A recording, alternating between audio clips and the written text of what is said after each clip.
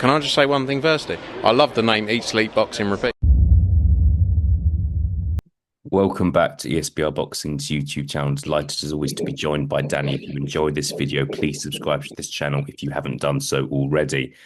We are reacting to reports, to news, to rumours, however you want to say it, that Britain's own Josh Kelly will fight IBF junior middleweight champion Bakhram Murtazaliev, possibly on the massive Canelo Crawford undercard in September. Danny, good to be joined by you as always. Thank you for your time. Obviously, this isn't confirmed yet, but Murtazaliev hasn't fought since October when he kind of destroyed Tim Tszyu. Josh Kelly had that kind of one round blowout a couple of weeks ago on a Wasserman card in Newcastle. So the fight kind of is believable that this could happen. Give us your reaction to the possibility of it happening, please.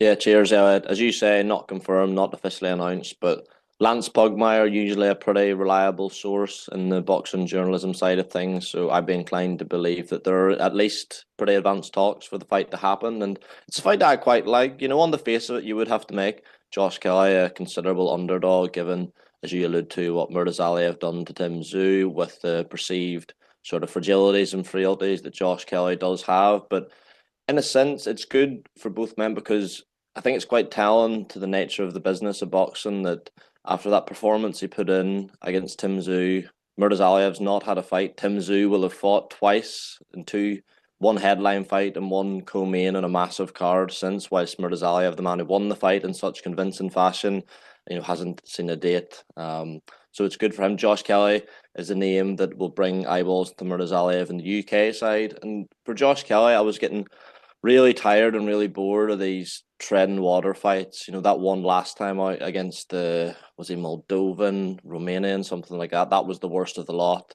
There's been a few of those fights since the move up from 154. I think the loss to David Avanesian clearly struck some fear into him, but straight back in at the deep end is an understatement. Murtazaliev, very much the boogeyman of the division, but fair play to Josh Kelly for jumping in there with him if it does happen.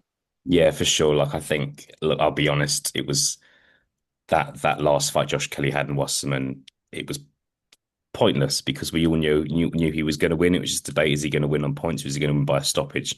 And it became an even more pointless when the fight lasted about 90 seconds.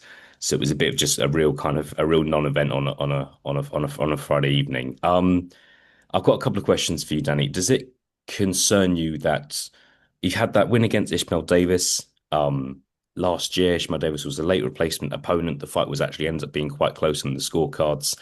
But apart from that, since losing to Avanesian, which was over 4 years ago, it's been these kind of typical Wasserman Friday night Channel 5 opponents. Troy Williamson as well. I'm not going to put him in that bracket. That was a good win, a very kind of shutout victory. I remember you were there that night.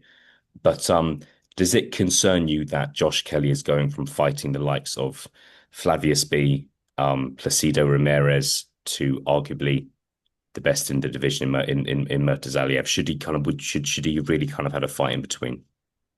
The thing is, the jump from even a David Avanesian or a Troy Williamson to Murtazaliev is huge, let alone the names you just mentioned. So it is a massive jump up. But I guess the risk is 154 is such a stacked division that the fights between a Murtazaliev and a Troy Williamson are fights that Josh Kelly could lose for a lot less money. And then, then where are you in that division? You're well at the back of the queue, and at 30, 31 is he now, Josh Kelly, and a fighter who does rely on athleticism and speed. Time's really not on your side there. So I get maybe not risking the sort of mid-level fights. This is a fight that's, as you say, being earmarked for Canelo Crawford. They'll be handsomely paid for it, you would have thought.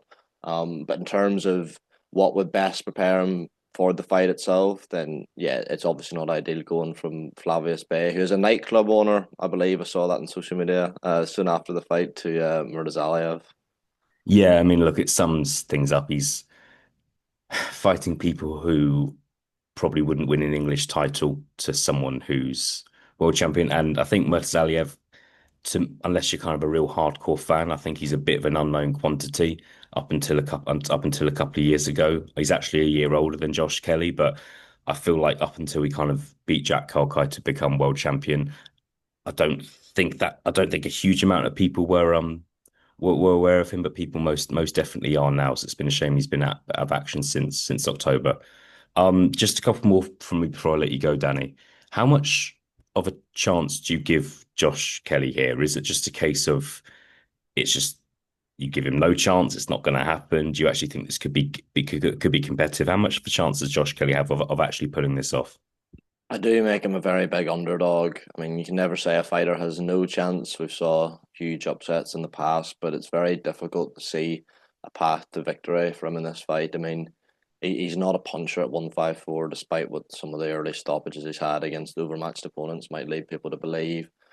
I think he still has stamina concerns. He was really struggling at the end of that Ishmael Davis fight, and that was, as you say, a fighter who'd took the fight on very short notice and was really getting to Josh Kelly in the last round. How well does he hold the shot up at 154? I mean, Murtazaliev, many people will argue, is the biggest puncher in that division, or certainly up there after what he'd done to Tim Tszyu, who up until that point looked a much sturdier, much more durable fighter than Josh Kelly has. So it's difficult. I could see Josh Kelly definitely having success. He's extremely talented, extremely slick, extremely fast. I mean, if this was a 4 round fight, maybe Josh Kelly wins. If it's a 6 round fight, Josh Kelly potentially wins. But over 12 rounds, I find it hard to envisage a world in which Murtazaliev doesn't get to him and stop him personally. But that's why they fight the fights. You know what I mean? There's stranger things have happened in boxing than Josh Kelly beating Murtazaliev. I mean, not too many recently for my money, but yeah, I mean he'll fancy it with his ability, but it'd be a tough night for him, I think. Yeah, and like one point I want to make as well is Josh Kelly. Um, Josh Kelly is ranked highly in the IBF. He's ranked highly in the WBO as well. He's not just been. I don't think he's been kind of like cherry picked here. I don't think he's hugely undeserving of this opportunity. Whether he's deserving of it is maybe a different debate because he's not been fighting high level opposition. But yeah, like he's been on a streak here. He's not lost for over 4 years. So we'll see what happens. I think I don't want to see too many people complain about this fight because I feel like you get a lot of people complaining about Josh Kelly being given this fight or taking this fight, and those people are going to be the same people complaining about him fighting Flavius B. So I don't want us to fall into that into that category. So Absolutely not. Yeah. it's one to look forward to. It's one when the undercard's going on for Canelo Crawford will kind of keep British fight fans engaged, and so we'll see what happens. Final question from me, Danny, is Josh Kelly going up against the best at 154 here? Because that the stoppage over Tim Tszyu was scary last year inside 3 rounds, but at the same time you've got a division with Sebastian Fundora, Israel Madrimov, kind of top, really kind of the top level fighters. But yeah, is this guy's is Murtazaliev the best of the lot in your opinion? He could be. He could very well be the best if you were to do a sort of round robin thing. He could beat the rest of them, but I don't think he has the depth in his resume where you can call him the consensus number one light middleweight. If you look at what Virgil Ortiz has done, what Sebastian Fundora has done, even Sergey Boachik, you would argue maybe has like a slightly deeper resume, but Murtazaliev could easily beat all those guys. I mean, if that performance against Tim Tszyu, if that was the best Tim Tszyu in there, then you would have to say he is. You'd have to fancy him to do that to any fighter. But we need to see. This would certainly go away to helping his claim, so that we maybe need to see a bit more against one of the true big dogs in the division. But based on the eye test, very well could be. Fantastic. All right, thanks, Dan. We'll leave it there. Not a bit of an unexpected rumor to kick start Friday, but yeah, we will see if it gets made, if it is official. Danny, thank you very much for your time, and I'll speak to you again soon. Cheers, mate. Thanks, folks.